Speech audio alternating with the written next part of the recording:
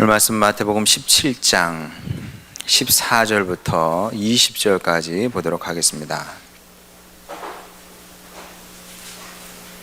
마태복음 17장 14절부터 20절까지입니다.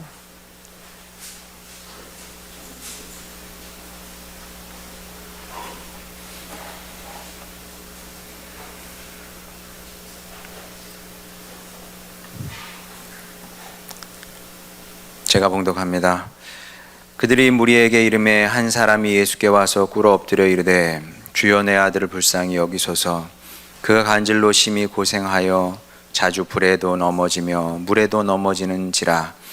내가 주의 제자들에게 데리고 왔으나 능히 고치지 못하더이다. 예수께서 대답하여 이르시되 믿음이 없고 패역한 세대여, 내가 얼마나 너희와 함께 있으며 얼마나 너희에게 참으리요. 그를 이리로 데려오라 하시니라. 이에 예수께서 꾸짖으시니 귀신이 나가고 아이가 그때부터 나으니라. 이때 제자들이 조용히 예수께 나와 이르되 우리는 어찌하여 쫓아내지 못하였나이까. 이르시되 너희 믿음이 작은 까닭이니라. 진실로 너희에게 이르노니 만일 너희에게 믿음이 겨자씨 한 알만큼만 있어도 이 산을 명하여 여기서 저기로 옮겨지라 하면 옮겨질 것이요 또 너희가 못할 것이 없으리라. 아멘. 말씀은 우리를 위축되게 하는 말씀이죠. 자, 왜 그런지 다시 한번 읽어보겠습니다. 15절부터 17절까지. 주여 내 아들을 불쌍히 여기소서. 그가 간질로 심히 고생하여 자주 불에도 넘어지며 물에도 넘어지는지라. 내가 주의 제자들에게 데리고 왔으나 능히 고치지 못하더이다. 예수께서 대답하여 이르시되 믿음이 없고 패역한 세대여, 내가 얼마나 너희와 함께 있으며 얼마나 너희에게 참으리요. 그를 이리로 데려오라 하시니라. 어때요 여러분? 여러분 얘기 같지 않아요? 내 얘기잖아. 그런 생각이 들 수밖에 없어요. 왜냐하면 여러분 주님의 이름으로 병든 자를 고쳐본 적이 있습니까? 없습니까? 그 병원에 한번 가보세요. 이 약, 저 약 한번 드셔보세요. 그런 권면은 해봤겠습니다만은 주님의 이름으로 병을 고칠 생각은 아마 못했을 겁니다. 해본 식구도 없지 않아 있겠죠. 근데 치유 받았습니까? 못 받았습니까? 치유의 경험이 있더라도 그건 드문 일일 것이고 주로 사실 그런 경험은 흔치 않죠. 드뭅니다. 저도 드물게 일어났어요. 솔직하게 얘기하면 없지는 않았습니다만은 아주 흔히 있는 일은 아닙니다. 그러다 보니까 이 주님의 말씀이 믿음이 없고 패역한 세대라는 주님의 말씀이 내 얘기처럼 들리게 됩니다. 그러니까 이제 본문 이야기는 그래서 읽으면은 들으면은 기분이 좋은 말씀은 아니죠. 기분이 좋지 않죠. 믿음 없고 패역한 세대요. 내 얘기인데 그게 기분이 좋겠습니까? 자, 그런데 예수님의 제자들은 당사자 아닙니까? 이 주님의 말씀이 기분이 상하는 것을 넘어서 사실은 굉장히 충격적으로 들렸을 겁니다. 자, 왜 그러냐 하면 이게 예수님께서 하신 말씀이 이게 누구나 들으면은 이거 뭔가 어떤 사건들을 암시하는 말씀이라는 것을 이스라엘 백성들은 알았거든요. 우리는 잘 모릅니다만 이스라엘 백성 들으면 이게 어떤 배경에서 나온 말씀인지 알았다는 거죠. 그게 뭔지 한번 보도록 하겠습니다. 신명기 32장 19절 20절. 그러므로 여호와께서 보시고 이스라엘 백성들을 보신 거예요. 출애굽 이스라엘 백성들을 미워하셨으니 그 자녀가 그를 경노하게 한 까닭이로다.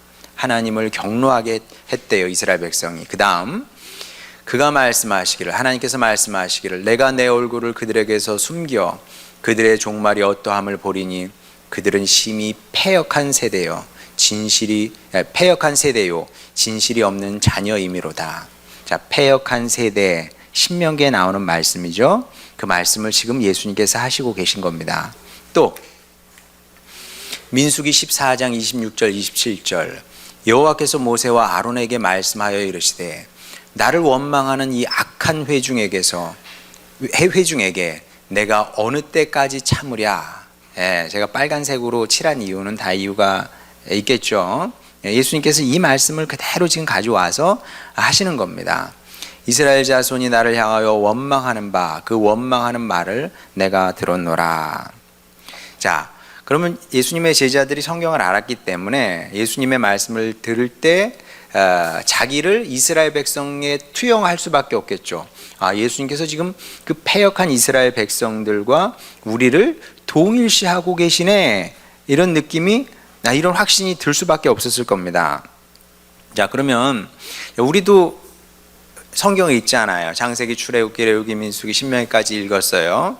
자, 그러면 거기서 우리는 출애굽 이스라엘 백성들을 만나게 됩니다. 그 사람들이 어떤 사람이었습니까? 자, 출애굽 이스라엘 백성을 설명할 수 있는 가장 좋은 표현은 구제불능. 구제불능이 가장 적절한 표현일 겁니다. 왜냐하면 그렇게 말할 수밖에 없어요.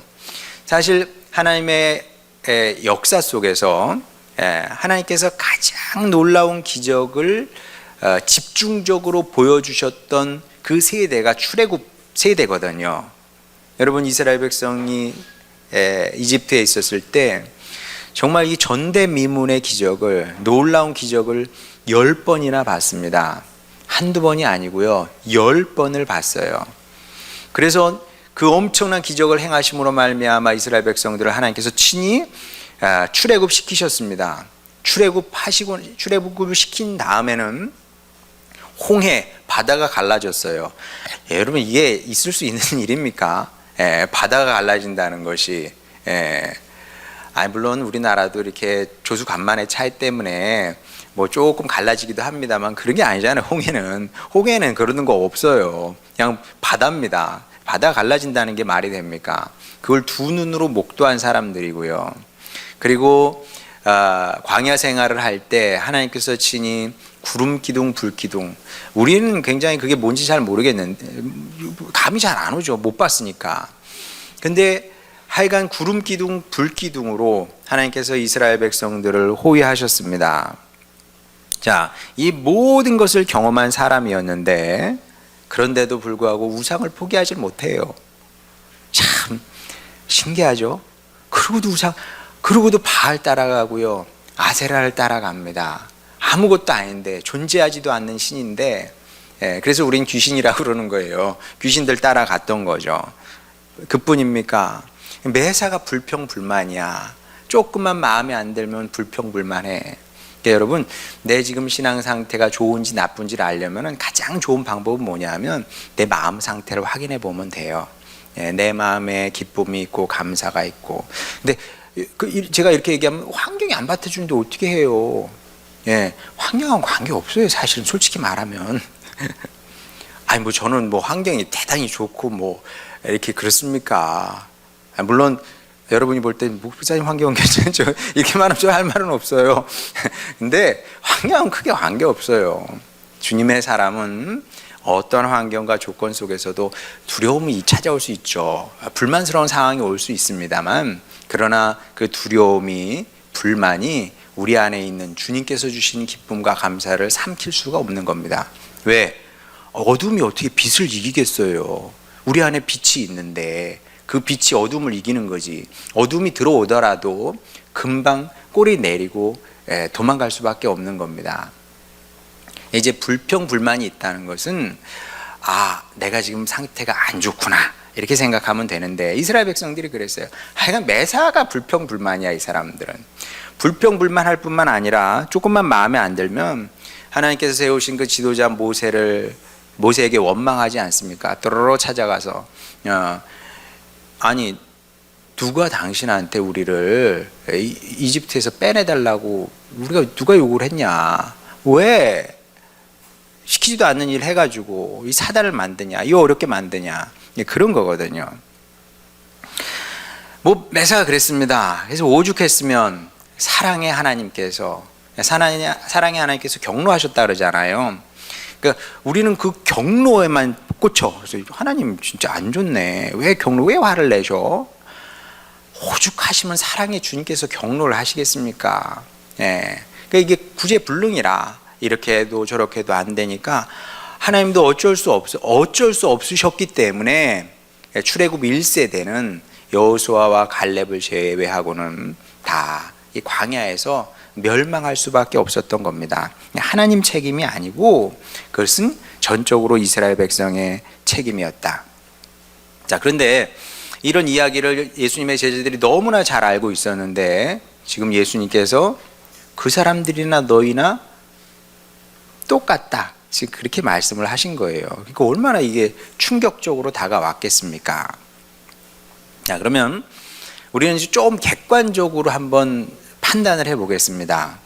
이스라엘 백성과 예수님의 제자들이 정말 같은 수준이었을까요? 예수님은 정말 출애굽 이스라엘 백성 그 패역한 세대, 구제불능한 세대와 당신께서 친히 선택한 12 제자가 같은 수준, 똑같은 사람들이었다, 이렇게 생각을 하셨을까요? 그렇지는 않을 겁니다. 그리고 객관적으로도 달라요. 출애굽 이스라엘 백성보다는 예수님의 12 제자가 훨씬 더 낫죠. 자, 그런데 왜 예수님은 이렇게 세게 받아들이기 어려울 만큼 이 패역한 세대요, 이렇게까지 말씀을 하셨냐? 자, 여기는 저는 교육적인 의도가 있다고 생각을 합니다. 그러니까 우리 자녀들도 부모님께서 화가 나시면 세게 말씀하실 수 있어요. 세게 말씀하시는 거 어떤가 있을까요? 나가라든지 그보다 더 센 말씀도 하실 수 있겠죠. 꼴도 보기 싫어, 막 이렇게. 그러면은 그걸 이 문자 그대로 받아들이면 그거는 머리가 나쁜 거예요. 여기 어떤 교육적인 숨은 의도가 있구나, 이렇게 생각을 해야죠. 그러니까 예수님도 그런 의도로 말씀을 하신 겁니다. 어떤 의도냐 하면, 믿음이 없다는 것이 얼마나 위험천만한 일이고 믿음이 없다는 것이 얼마나 좋지 않은 일인지 보여주시기 위해서 이렇게 센 언어를, 센 표현을 선택을 하셔서 말씀을 하셨다는 거죠. 왜냐하면 그럴 수밖에 없는 것이, 믿음이 없다는 것은 여러분 그렇게 생각하면 될 것 같아요. 낭떠러지 근처를 이렇게 배회하는 것과 같다. 위험한 겁니다. 여차 잘못하면은 떨어져서 죽을 수 있는 거예요. 믿음이 없다는 것은 그런 것이다. 또 믿음이 없이는 아무것도 할 수 없게 됩니다. 여러분 두 가지를, 오늘 설교의 핵심은 두 가지입니다. 믿음이 없다는 것은 대단히 위험한 것이고, 내가 지금 교회는 나와 있어. 그럼에도 위험할 수 있어요. 첫째는 위험할 수 있고, 둘째로는 아무것도 할 수가 없다. 진짜 아무것도 못해요, 믿음이 없으면. 물론 할 수 있는 게 있어요. 부정적인 건 많이 합니다. 이스라엘 백성들이 부정적인 건 많이 했잖아요. 믿음이 없으니까. 뭘 했습니까? 하나님을 근심하게 했습니다. 하나님을 괴롭게 했습니다. 마음 아프게 했습니다. 슬프게 했습니다. 하나님을 분노하게 했습니다. 이런 일은 아주 잘할 수 있어요. 그러다가 망하는 거죠. 결국 이렇게 되는 거예요, 믿음이 없으면. 그래서 우리 중에 한 명도 이렇게 살고 싶지 않아요. 그러면 오늘 예배 시간에 이 설교를 들으면서 마음에 결단하시길 바랍니다. 주님, 저는 믿음이 없는 사람이 아니라 믿음의 성도가 되겠습니다. 그렇게 결심하고 결단하길 바랍니다. 그리고 제가 늘 강조하는 것처럼 하나님께서 은혜로 여러분을 교회로 불러주실 수는 있어요. 그러나 그 이상은 못하십니다. 하나님 못하시는 거 있어요. 그 다음은 내가 하고 싶어야 돼요. 내가 믿음의 사람입니다. 내가 결단하지 않는데 주님께서 어떻게 여러분에게 믿음을 한없이 쏟아 부어 주실 수 있겠습니까? 입을 우리가 크게 벌려야 주님께서 부어 주실 수 있는 거거든요. 자, 그래서 믿는 사람이 돼야 되는데, 자, 그러면 관건은 우리가 지금 객관적으로 어떤 믿음의 사람이냐, 요걸 이제 좀 분별할 필요가 있는 거죠. 자, 여러분은 믿는 성도입니까? 아니면 믿지 않는 성도입니까? 자, 이렇게 얘기하면 어렵죠. 모든 질문을 받는다는 건 어려운 겁니다. 학생들에게 질문을 하게 되면 이렇게 질문하기 전에는 이렇게 선생을 보고 있다가 질문한다 싶으면 이렇게 돌리잖아요. 대답은 항상 어려운 거기 때문에 뭐라고 대답을 할지 모르겠어요. 자, 그래서 이제 본문 말씀이 이제 우리를 위축되게 하는 그런 말씀이라는 건데, 특히 이제 주님의 이름으로 병을 고쳐본 경험이 없는 성도 같으면은 아무래도 내가 믿음이 없고 패역한 세대 같아. 이제 이런 생각을 할 수밖에 없는 거죠. 예. 그렇지. 결국 그런 얘기 아닙니까? 자, 그런데 반드시 그런 건 아닙니다. 그러니까 너무 낙심하지 마세요. 난 그런 경험이 없는데, 그럼 나는 믿음이 없고 패역한 세대인가 보다.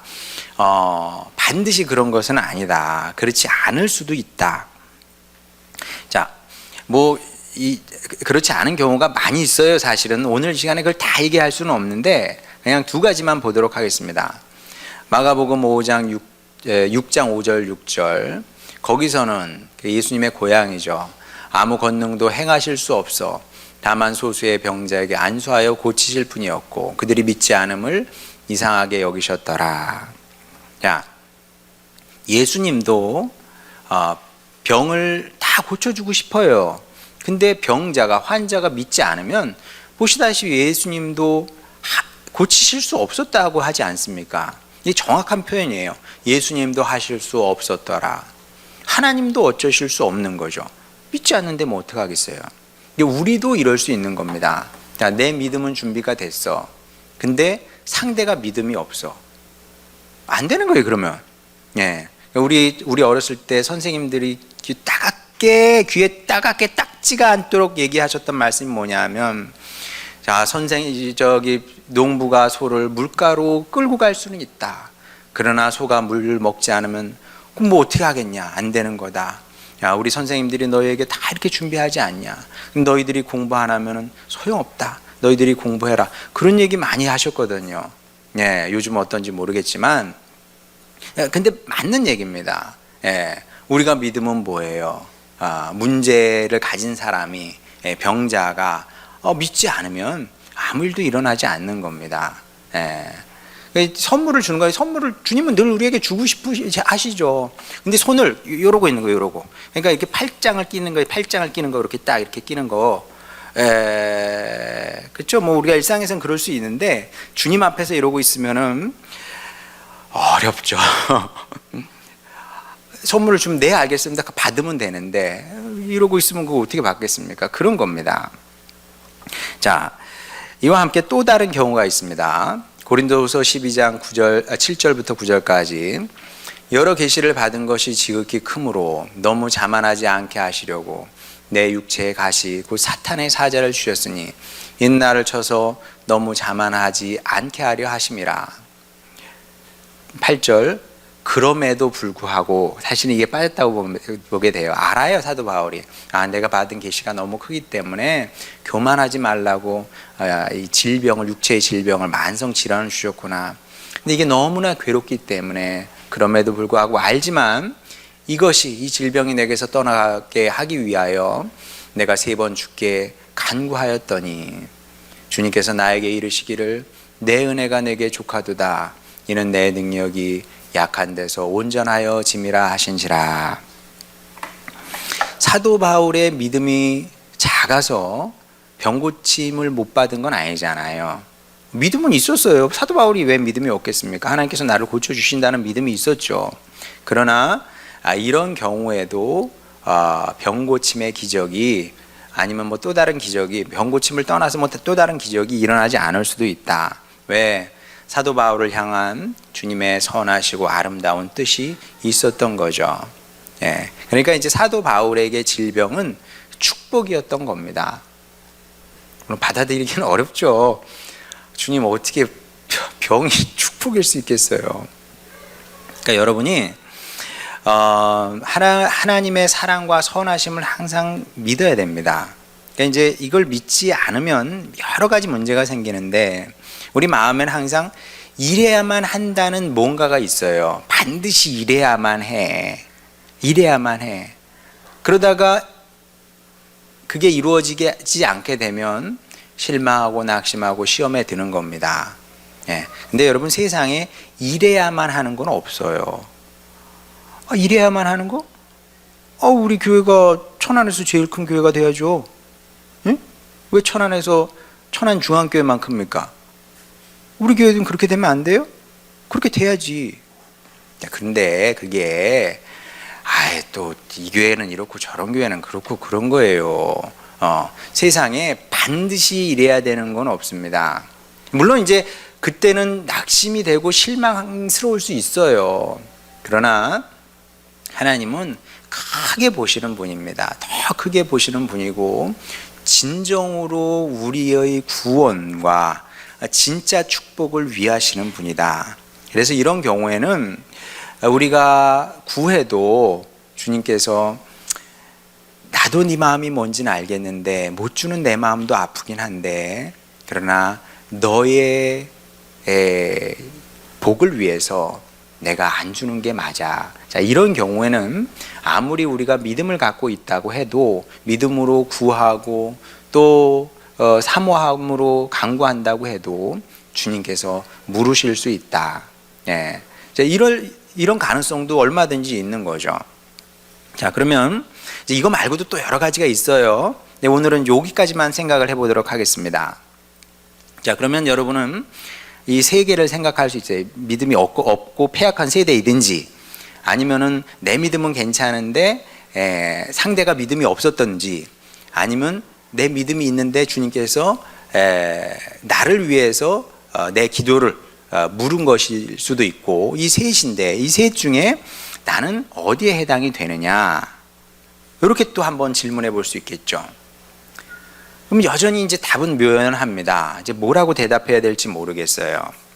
자, 그런데 우리가 이런 말씀 앞에서 이게 조심해야 될 것이 있습니다. 자, 일단은 이런 종류의 말씀은 이렇게 좀 찌르는 말씀이거든요. 믿음이 없고 패역한 세대, 찌르는 말씀입니다. 자, 그러면 이제 우리가 이런 말씀을 딱 듣게 되면 일단 누구나 다 그렇습니다.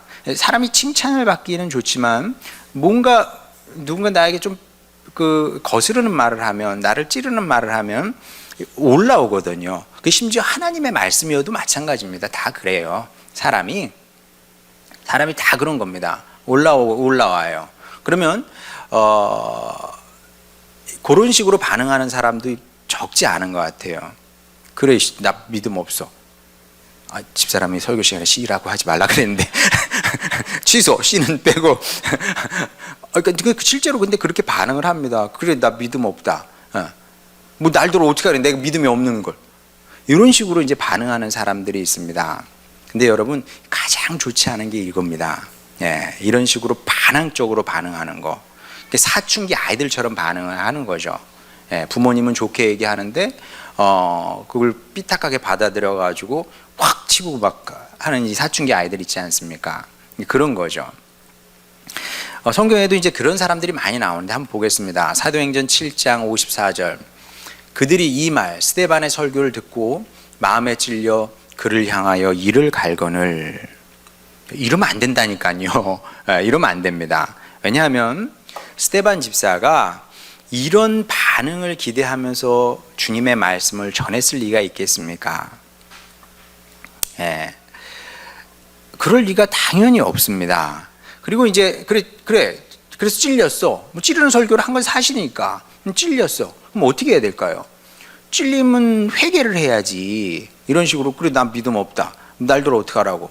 그러니까 이제 죽이려고 했고 실제로 죽인 거 아닙니까? 이게 못되게 반응을 하게 되면 사람의 심리가 그런 겁니다. 사람의 심리가 내 잘못은 어떻게든 덮어두려고 그래요. 누군가 그것을 들춰내려고 하게 되면 내 자존심이 허락하지 않고 그리고 내가 살아야 되기 때문에 상대를 죽이려고 합니다. 모든 사람이 다 그래요. 대체적으로 그렇게 반응합니다. 나를 보호하기 위해서 다른 사람을 이제 죽이려고 하는 거죠. 그런 반응인 겁니다. 근데 이게 그래서 가장 나쁜 반응이고요. 그 다음 나쁜 것이 무엇이냐면 낙심하는 겁니다. 나는 틀렸어. 나는 안 되는 사람이야. 이런 식으로 엉뚱하게 반응하는 사람도 굉장히 많습니다. 나는 안 돼. 나는 틀렸어. 네, 여러분 하나만 아시길 바랍니다. 자, 이런 것은 100% 사탄이 주는 생각입니다. 마귀가 주는 생각이에요. 귀신이 주는 생각입니다. 나는 안 돼. 나는 틀렸어. 끝났어. 여러분, 그 마귀가 하는 일이 뭘까요, 여러분? 마귀가 하는 일은 크게 두 가지입니다. 하나는 삶을 망가뜨려요. 그러니까 생각으로 들어가요. 생각으로 들어가서 생각을 하나님의 뜻과 말씀과 거스르게 생각하고 이렇게 마음밭을 바꾸는 거죠. 그 대표적인 것이 무엇이냐면 이렇게 낙심하는 마음을 주는 겁니다. 너는 안 되잖아. 넌 많이 했는데 안 되잖아. 넌 틀렸어. 태생이 넌 틀려먹은 애야. 뭐 이런 식으로. 그러면 참 신기한 게요. 처음에는 낙심을 합니다. 근데 그 다음은 어떻게 되는 줄 알아요? 그 다음은 내가 또 살아야 되잖아요. 살아야 되니까 이런 낙심하는 환경을 만든 것 같은 사람 혹은 뭐 심지어 하나님을 꼬투리 잡는 거죠. 그래서 하나님이 나를 이렇게 만들어놨잖아. 하나님 환경이 이렇게 만들었잖아. 아니면 뭐 저 사람 때문에 그래. 배우자 때문에 그래. 우리 부모님이 잘못해서 그래. 아니면 교회 때문에 그래. 이런 식으로 또 반응을 한다니까요. 거의 100% 맞다고 봅니다. 예. 왜? 나 살아야 되거든. 살려기 위해서 이제 다른 사람을 죽이는 겁니다. 그래서 처음엔 낙심으로 시작했다가 이제 관계 파괴적으로 나갑니다. 이제 마귀가 하는 일은 궁극적으로 두 가지예요. 요러면 이제 완성이 된 겁니다. 하나는 낙심하게 만들고, 그 다음에 관계를 파괴하게 만들고. 성령의 사역과 마귀의 사역은 판이하게 갈립니다. 성령의 사역은 살리는 거예요. 사람을 살리고 관계를 붙여줍니다. 관계를 붙여줘요. 성령의 사람은 관계를 붙여줘. 하나님과 사람의 관계를 붙여주고 사람과 사람의 사이를 붙여줍니다. 그러나 악한 영의 사역은 죽이고 떼놓습니다. 갈라지게 합니다. 미워하게 하고 싫어하게 하고 오해의 마음을 주게 하고 이런 일을 한다는 거죠. 그래서 결과적으로 마귀의 일은 무엇이냐면 죽이고 확인사살까지 하는 거예요. 반면에 여러분, 주님께서 죽이고 확인사살하시기 위해서 이런 말씀을 주시겠습니까? 아니, 이 말씀뿐만 아니라 너는 안 되는 사람이잖아. 넌 틀렸잖아. 이런 말씀을 주시기 위해서 당신의 사역자를 보내시고 또 설교를 하게끔 하시겠습니까? 물론 그렇게 느껴지는 말씀도 있어요. 그러나 그렇게 말씀하실 때조차도 이 말씀을 듣고 회개하고 돌이키라는 의미에서 주시는 거지, 죽으라고, 넌 틀렸다고 이런 의미에서 말씀을 주시진 않는다. 만약에 하나님이 그런 하나님이라면 어떻게 사랑의 주님일 수 있겠습니까? 자, 그래서 우리는 모든 주님의 말씀 앞에서 주님의 말씀을 어떻게 들어야 되냐 하면 삐딱하게 들으면 안 돼요. 하여간 삐딱하게 딱 올라오는 순간 사춘기 아이들을 생각하면 됩니다. 내가 이 나이에 사춘기 아이면 되나? 그러지 않아요. 그 삐딱한 거예요. 그렇게 삐딱하게 들으면 안 되고 미래지향적으로 발전적으로 들어야 된다. 어떻게 해요? 미래지향적으로 발전적으로 듣는 것이 하나님의 자녀다. 그렇게 주님의 말씀을 들으면 나 지금 마음밭이 착한 것이고 지금 은혜 충만한 거다, 이렇게 생각하면 됩니다. 자, 그러면 이런 자세로 17절을 다시 읽어보겠습니다. 예수께서 대답하여 이르시되 믿음이 없고 패역한 세대여, 내가 얼마나 너희와 함께 있으며 얼마나 너희에게 참으리요, 그를 이리로 데려오라 하시니라. 이 말씀 앞에서 우리가 어떻게 반응을 해야 돼요? 내가 믿음의 사람이 돼야 되겠구나, 더 큰 믿음의 사람이 돼야 되겠구나, 이렇게 결심을 해야 되는 게 이게 마땅하다는 거죠. 이게 착하고 선한 반응인 겁니다. 자, 왜냐하면 믿음이 다 같은 믿음이 아니기 때문에 그렇습니다. 자, 우리는 이제 믿었으니 난 됐다고 생각하는데 아니에요. 그렇게 생각하면 안 됩니다. 믿음이 다 같지 않아요. 세상 모든 생명체가 자라지 않습니까? 마찬가지로 자라고 변화되고 발전하는 것처럼 우리 믿음도 자라고 자라면서 발전을 해야 된다는 거죠. 자, 비근한 예로 이제 어떤 식으로 자라고 발전을 해야 되냐 하면, 비근한 예를 하나 들자면, 멸치 몇 마리를 잡은 것도 생선을 잡은 거예요. 그렇죠? 반면에 참다랑어 몇 마리를 잡은 것도 생선을 잡은 겁니다. 여러분은 뭘 하고 싶습니까? 여러분 멸치 몇 마리 잡으려고 배를 띄워서 4시간씩 5시간씩 항해를 하고 그물을 내리고 그럽니까? 그런 어부가 있어요? 그리고 3마리 4마리 잡고 5마리 잡아가지고 왔습니다. 집에 와서 여보 나 멸치 5마리나 잡았어. 그러면 아내가 아우 참 당신 참 잘했네 수고했어요 이러겠습니까? 그렇게 하지 않겠죠? 큰 물고기를 가급적 많이 잡기 위해서 먼 장시간 항해를 해서 먼 바다까지 나가는 겁니다. 마찬가지예요. 믿음의 세계도 이와 다르지 않습니다. 믿음이 다 같은 믿음이 아니고요. 믿음에도 수준 차이가 있는 겁니다. 수준 차이가 크다. 정말 큽니다. 믿음에도 수준 차이가. 여러분 예를 들게 되면 어떤 사람이 어떻게 간신히 하나님의 살아계심을 믿게 됐어요. 그러면 그건 믿음입니까? 믿음이 아닙니까? 믿음이죠. 굉장히 중요한 믿음입니다. 자, 굉장히 중요한 믿음인데, 그런데 하나님께서 당신 백성에게 고작 요 정도의 믿음만을 요구를 하시겠느냐? 아, 네가 나를 믿니? 그러면 됐다. 그것으로 충분하다. 주님께서 그렇게 생각을 하실까요?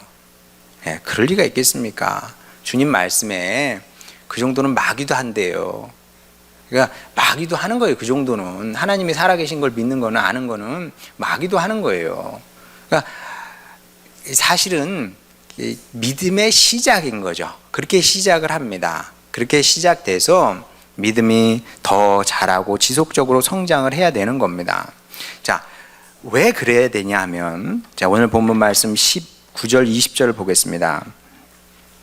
이때의 제자들이 조용히 예수께 나와 이르되 우리는 어찌하여 쫓아내지 못하였나이까? 이르시되 너희 믿음이 작은 까닭이라. 진실로 너에게 이르노니 만일 너에게 믿음이 겨자씨 한 알만큼만 있어도 이 산을 명하여 여기서 저기로 옮겨지라 하면 옮겨질 것이요 또 너희가 못할 것이 없으리라.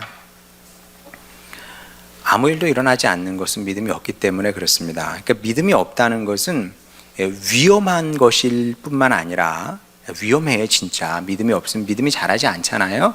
그러면 우리의 신앙이 점점 위태해집니다. 바람 한번 휙 불면 그건 내 의도와 관계없어요. 내가 벼랑 끝에 서 있기로 작정을 한 사람과 같은 겁니다. 그럼 내가 아무리 잘해도요, 바람 한번 세게 싹 불면은 하는 순간 떨어지는 거거든요. 그러니까 믿음이 없다는 것은, 믿음이 작다는 것은 첫째 위험한 것이고, 그리고 믿음이 없으면 아무것도 일어나지 않는다. 아무것도 일어나지 않고 아무것도 할 수 없는 겁니다. 또 믿음이 작잖아요. 믿음이 작아지게 되면 그에 비례해서, 반비례가 아니에요, 비례해서 소망도 쪼그라들게 됩니다. 100% 확실합니다.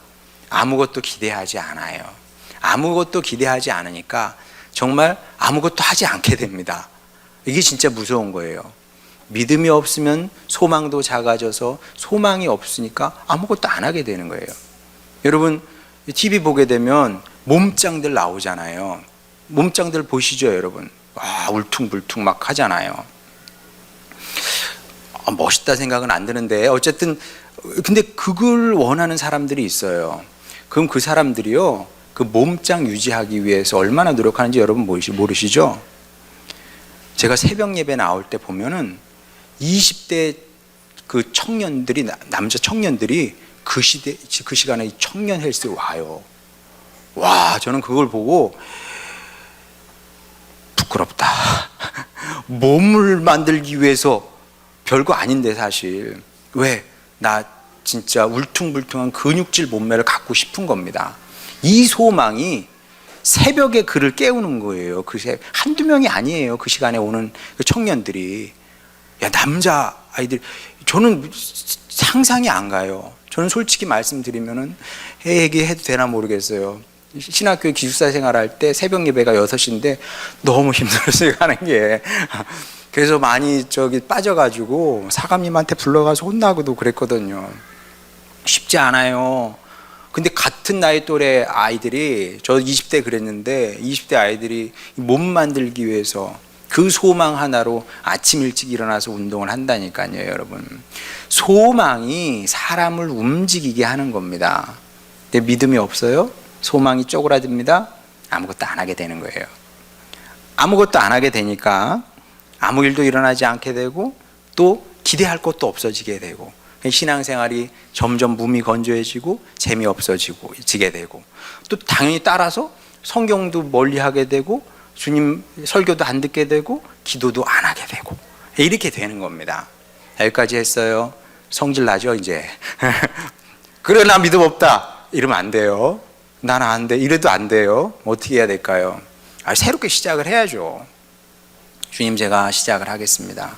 자, 오해하지 마세요. 그래서 새벽 예배 나오라는 거 아닙니다. 물론 나올 수 있어서 같이 예배하고 기도하면 좋죠. 그러나 못하겠으면 여러분 할 수 있는 데서 시작하면 됩니다. 뭐든지 여러분 할 수 있는 상황에서 할 수 있는 만큼 하면 되는데 목표는 분명하다. 주님 제가 믿음의 사람이 되겠습니다. 더 큰 믿음의 사람이 되겠습니다. 자, 왜냐하면 다시 말씀드리지만 하나님을 믿고 예수님을 믿는 거 거기 만족하면 안 돼요. 그거는 시작이 시작. 거기에 만족하면 안 되고 우리가 알지 못하는 더 크고 놀라운 믿음의 세계가 있는 겁니다. 어떤 믿음의 세계를 말씀하고 있어요, 주님께서. 불가능이 현실이 되는, 내가 지금까지 불가능했다고 생각했던 것이 믿음으로 가능해지는 그런 놀라운 세계가 있는 겁니다. 그 높은 곳까지 자라가야 되지 않겠습니까? 그 높은 곳까지 자라고 그 높은 세계를 경험하기를 주님께서 여러분에게 원하시고, 그리고 그것이 여러분 모두를 향한 주님의 뜻입니다. 이 사실을 기억하시고 더 큰 믿음의 사람이 되기를 날마다 꿈꾸기를 바랍니다. 권사님 말씀하신 것처럼 계속 자라나가는 거예요. 이 길 위에 우린 길을 걸어가는 거예요. 이 땅에서 목적지는 없습니다. 모든 면에서 마찬가지예요. 믿음도 그렇고 소망도 그렇고 사랑도 그렇고 계속 자라나고 발전을 하는 거예요. 우리는 자전거 타는 사람입니다. 멈추면 쓰러지는 거예요. 계속 자라나가는 겁니다. 그러니까 믿음에서 일단 자라야 소망도 자라는 것이고 그와 함께 주님의 은혜를 누리게 돼서 사랑도 더 커지게 되는 겁니다. 꼭 그러니 이런 믿음의 사람이 되어서 흔들리지 않는 인생, 위험에 빠지지 않는 인생, 그런 인생을 살 뿐만 아니라 주님께서 함께 하시고 역사하시고 또 축복하시는 그런 기적의 인생을 살아내는 여러분 모두가 되시기를 주님의 이름으로 축원합니다. 우리 찬양 부르고 기도하도록 하겠습니다.